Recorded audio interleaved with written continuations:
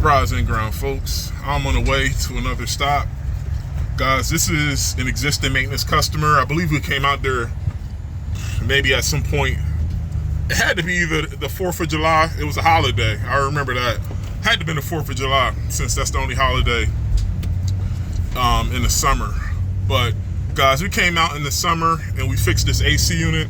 This customer called and said that yesterday he noticed he turned the AC on and the outside unit wasn't turning on. So I don't know what's going on. I'm going to take a look and we're going to see what's going on. All right, I'll see you guys when I get inside. Peace. Guys, this is just a regular 13 SEER, 2.5 ton.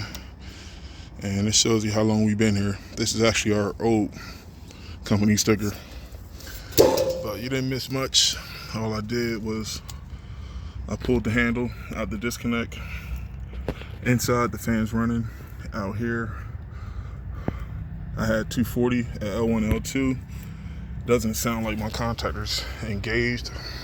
And once again, I'm not getting anything outside. My compressor nor my outdoor fan motor is running. So what I'm gonna do is I'm gonna see if I have 24 volts coming outside. I'll see you in a little bit. All right, 27. So that's good. This at least tells me that my thermostat is calling, and this tells me that the Y terminal is getting power. But what we have to do is we have to see why our contactor is not closing. Because if we wasn't getting anything from my 2 thermostat wires, then that means we'll have to backtrack and go inside. But that's not the case. But and I know these Evcon units, I'm looking for safeties here. Anything that could disrupt 24 volts out here.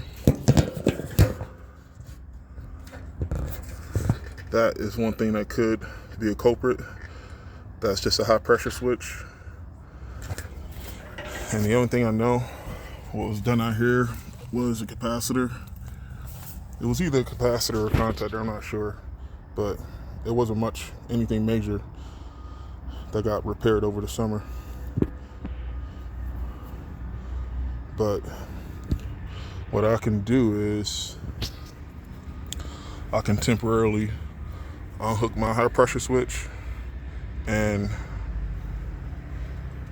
as a matter of fact, before I unhook it, I'm gonna put my wire nuts back on my thermostat wires. I'm gonna take my 2 wires off the contactor, and I'm gonna see if one of my legs and I'm pretty sure this is a conventional setup. I'm pretty sure one leg of my contactor is getting 24 volts, but it has to go through my high pressure switch on the other side. So yeah, scratch that idea, guys. I literally just thought about it. I thought about checking 24 at my contactor coil, but I think I'm going to get the same thing. I'm only going to get 24 on one side, but once again, I think my HPS or my high pressure switcher is open. But let's do that. And it's starting to rain. Let me put my wire nuts back on this. And I don't want my disconnect to get wet. Let me put this in my pocket.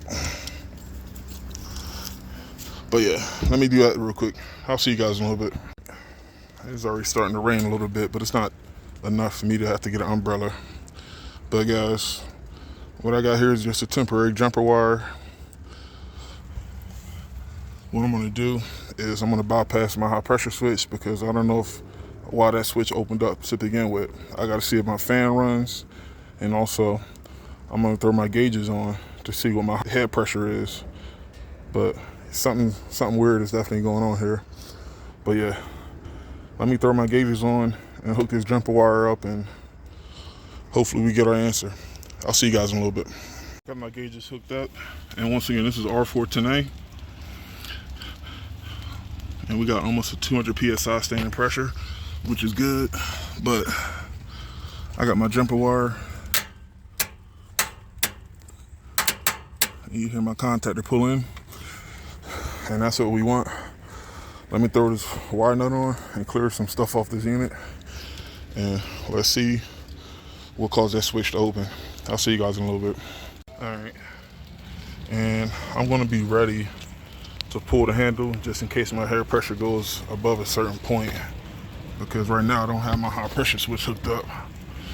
But let's see what's up.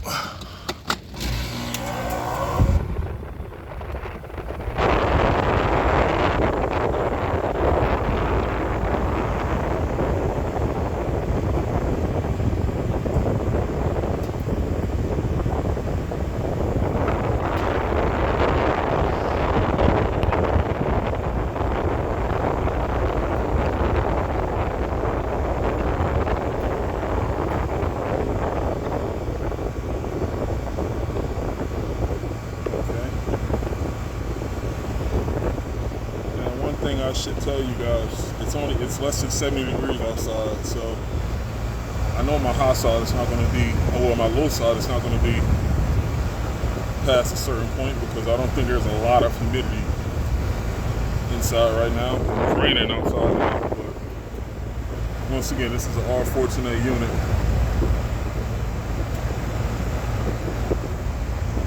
And my low side is going up, which is good. Hopefully we don't have to add any refrigerant, and hopefully there's not a restriction somewhere in the system. But most importantly, my high side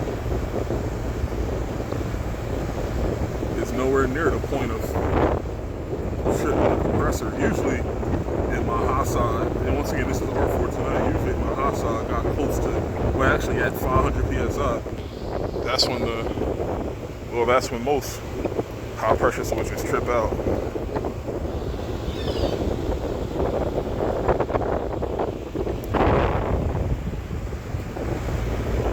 Yeah, I don't know if it's just a bad high pressure switch. I'm just looking at the schematic here. You guys see that? HPS. That is what I disconnected from the coil. I put my damper wire there.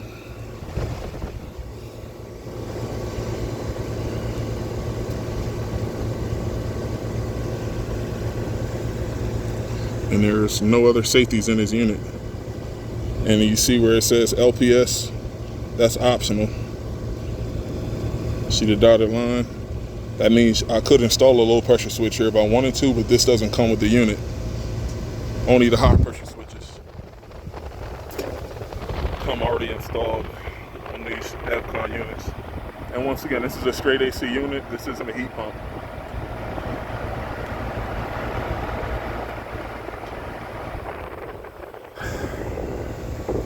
Yeah, I'm gonna go inside and check my splits. And I'm gonna double check the indoor temp again, because once again, it's weird, guys. Over the weekend, it was 80 degrees, but now it's like less than 70. And it's gonna be like probably 70 degrees or less until like Wednesday or Thursday. And then it's gonna go back up into the 80s. So like right now, we're getting a lot of hot, cold days. So I don't know what happened over the weekend, but the customer said nothing, no work was done around the unit. And we didn't get any crazy weather, but yeah guys, I think that he just has a bad high pressure switch from what I can tell so far.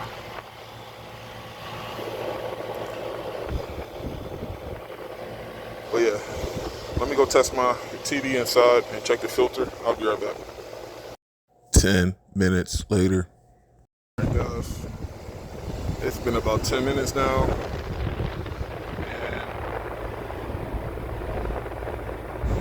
Inside, it's only like 68, 69 degrees. So unfortunately, I don't have a lot of humidity inside, enough for me to get a true superheated subcool. And once again, like I said, the hot for today, I thought it was 70, but it's only 65, and there's really no humidity outside or inside. And even going off this chart, if you guys look at this here, my suction pressure is like between 100 and 105. So using 104 as an example, hold on, I gotta Using 104 as an example. 65 outdoor ambient and 104 suction pressure. It doesn't even line up. So even according to this charging chart, it's a little too cold to get a true superheat. And inside, guys, this is a fixed orifice. That's why I'm looking at the superheat. But I got a 20-degree split, which is good. And even looking at the weather, I think today and tomorrow is going to be in the sub 70s. It's not going to heat up again until like towards the middle of the week, Wednesday or Thursday. But I'm definitely going to order a new HPS. But in the meantime, I definitely want to keep this unit running. He said that, especially his wife, he has to keep the temperature down below a certain point.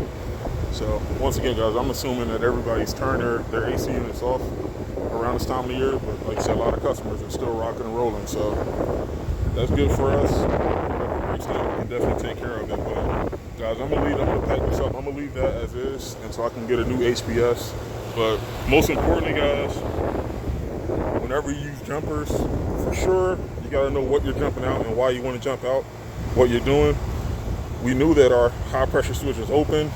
We temporarily bypassed it in order for us to get our running numbers and pressures. Based on my pressures and my numbers, that pretty much confirmed that high pressure switch was shot.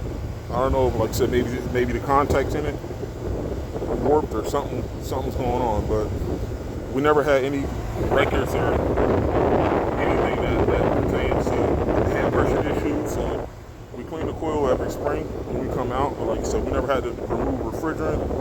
We never had to replace any fan motor, so I just think that might have been a faulty high pressure switch from the manufacturer. But once again, guys, like I said, when you use these jumper wires, our intended purpose is not to keep these in. I'll come back in a few days and put another switch in, but in the meantime, like I said, everything is looking normal enough for us to keep this unit running. But if our head pressure was like abnormally high, of course, with the outdoor fan motor running, we could have tried to remove some refrigerant, but like I said, it's spot on. Just isolated it back to the switch. So, hey guys, what I'm gonna do is I'm gonna pack this up, and while I'm here, I'm gonna step out and order the high pressure switch, but I gotta go inside. I'm gonna do the heat maintenance on that furnace. So that might be another video, but let me pack this up and take my gauges off, and I'll see you guys technically in a little bit when I go inside.